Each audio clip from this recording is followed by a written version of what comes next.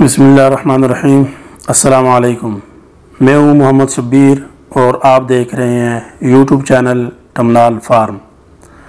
Poultry breed और उनकी खुसूसियात में आज का टॉपिक फोनिक्स नस्ल पर है। इस नस्ल का ताल्लुक जर्मनी से है।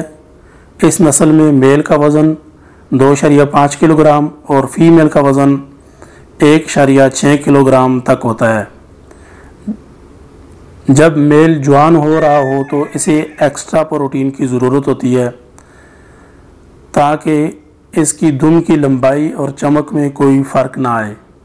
इसे लंबे दुम और कलरफुल होने की वजह से बहुत पसंद किया जाता है। दरमियाने साइज़ और क्रीम कलर के सालाना 70 अंडे देने वाली ये ब्रीड कुड़क भी होती है। ना तो ज़्यादा सर्दी बर्दाश्त कर सकती है और ना ही गर्मी।